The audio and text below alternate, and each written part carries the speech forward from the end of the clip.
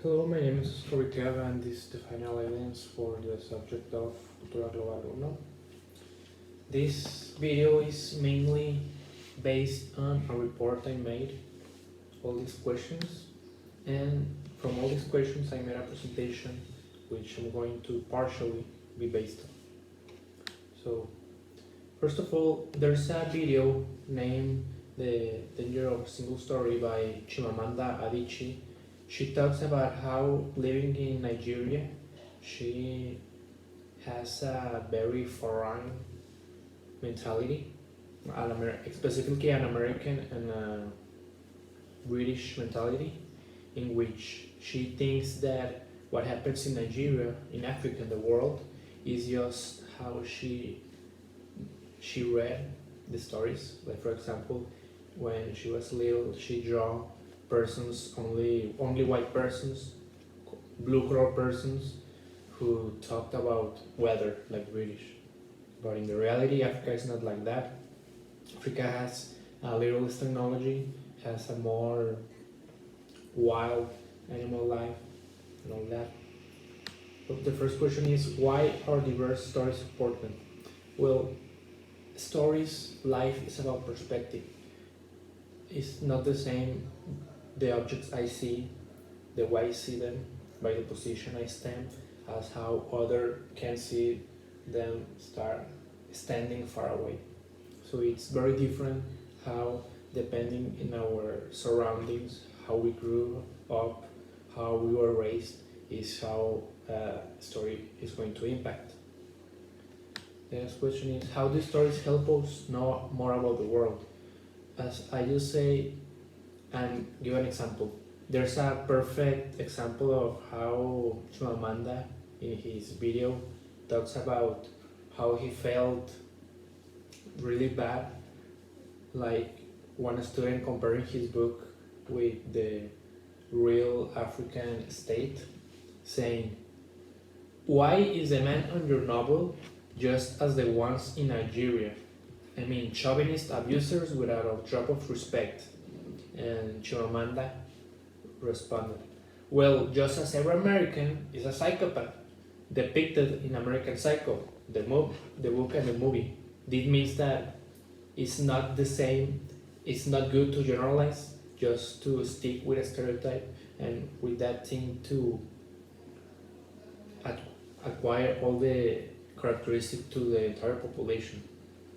This is a perfect example of how you don't have to explain a country just as one person. And how does this help us understand the world?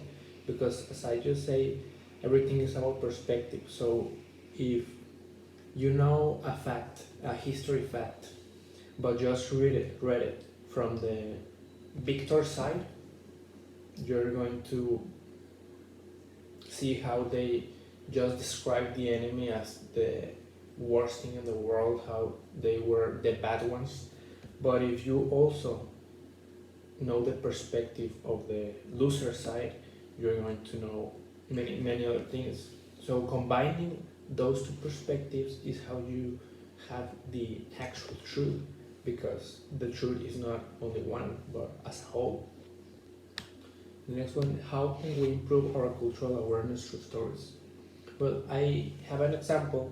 Like for example, you can read a political report from the United Nations about how government has affected the life of students, or by a story having a plot, characters, a climax, an easier way to understand something. You can describe how is the life of an American student, a Mexican student, and then compare it. Like for example, the American student woke up at 8 a.m., the Mexican is 7 a.m., the Mexican has to transport in bus, the American in car, and that's how a story without a lot of technical words like politics like to be can improve our cultural awareness, just not things that certain people understand. Now we have about a chosen culture. I chose the culture of the Sentineleses. They are located on an island east to India. So, what are some stereotypes I thought about this culture? Well, mainly very related to Indians, like their physique consisting of clear brown skin, mostly dark hair, their main language Hindi, because they are near India. It is logic to think that their characteristics are based are a derivation of India. Also, they have the Hinduism religion. They have the same coin. Those are the stereotypes that I think it's the more logic to think because it's location. But in reality, it can be more. It can't be more far from the truth. The thing is that the Sentineleses are a very dangerous group for us civilized people because they have lived there by generations without being bothered by the outside. We can say that they are still in the Stone Age.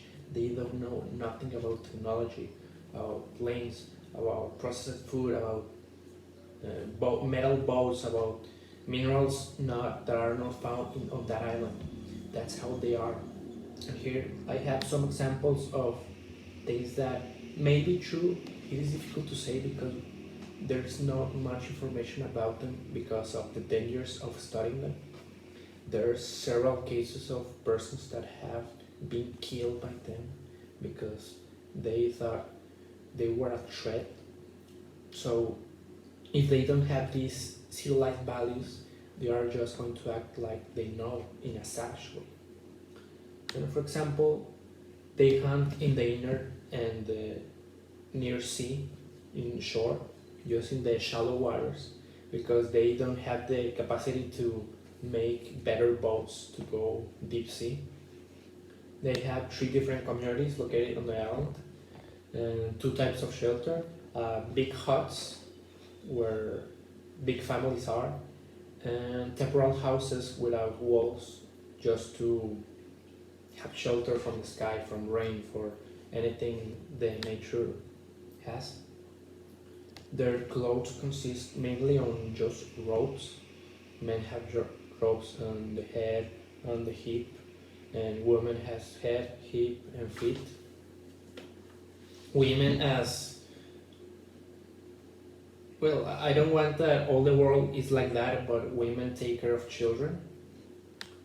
Also, their physique is not like the Indians. Their physique has a more dark skin,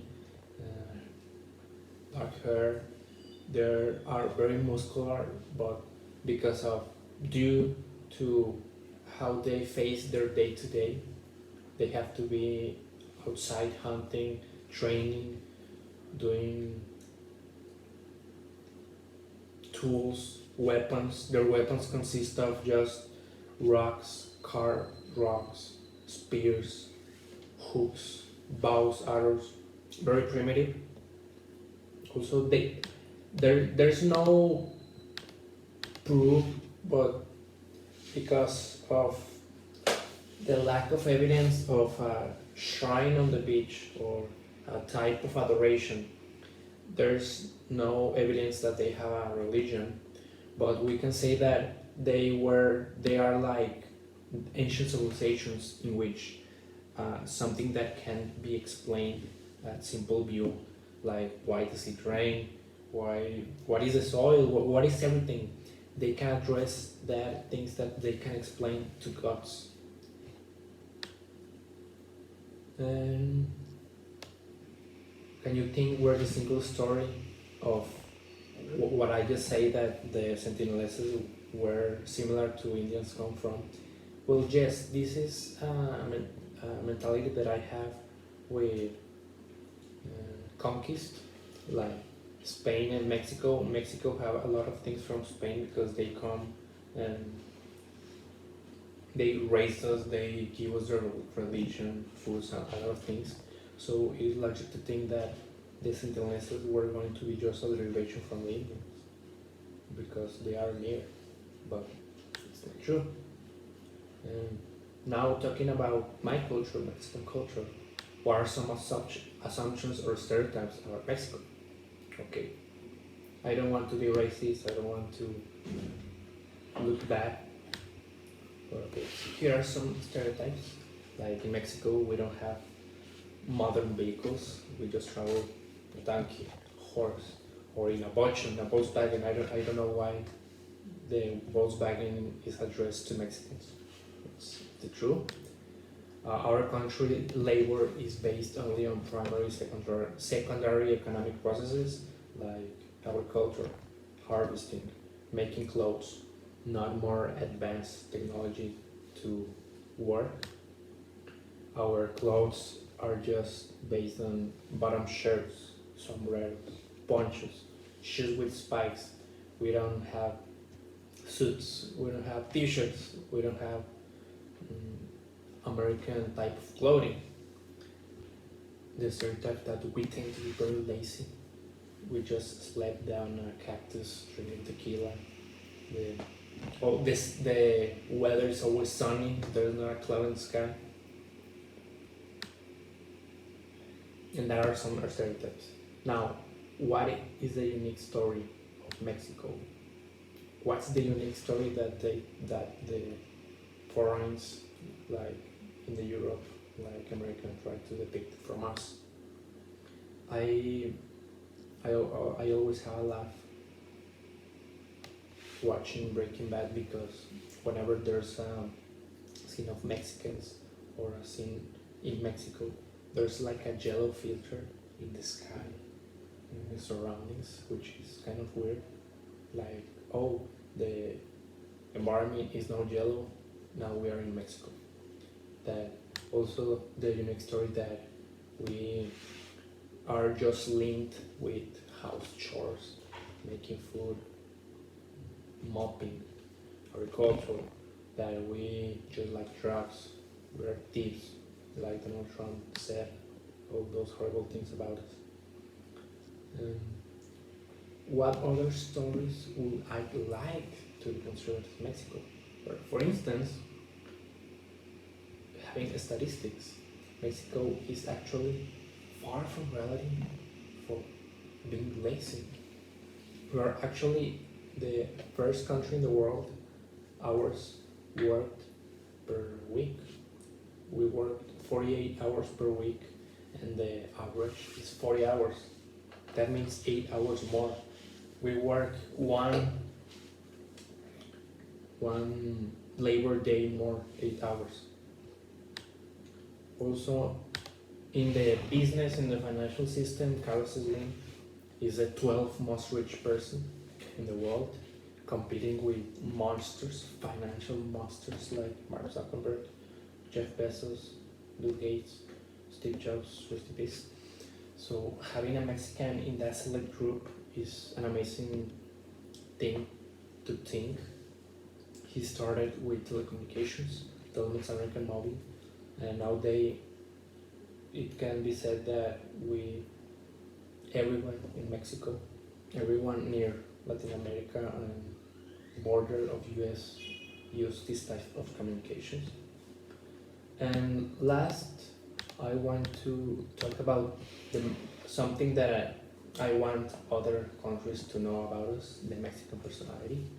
We may not have the best economic system, the best average lifespan like Norway, the best gastronomy like France, Italy, but we have something on ourselves, our warm personality, taking care of others, gathering with our family 1, 2, even 3 times per week, having a carne asada. We Mexicans tend to be very cooperative, like when there's a natural disaster and we send food to the persons that were affected, like when there was an earthquake in Mexico City, there were persons helping to find persons that were affected. So I want to say I wanna say this, that Mexican personality is something unique. We tend to be always like drinking and parties, but there's more like more than that. Our way of being, our warm personality. And to end this video and summary what I just said, how cultural diversity studied in this course is related with what I just said. But three main points. In the general Mantis story, cultural diversity is presented in the form of cultural awareness, not just to have one perspective, but have all these stories from different places, different countries to have an absolute truth. In the cultural research, the Sentineleses, I first thought that they were going to be just as Indians, just a derivation with tropical characteristics because they live on an island, but they are pretty much just savage. That's another thing to have in mind. And my Mexican culture, why do I care with all this cultural diversity? That with all these stereotypes other countries have, they just think the worst of us, the negative part. But there is more than that. We have to investigate also the good things, everything as a whole, and well, everyone can judge, but the opinion is just yours. And that will be it. Thank you.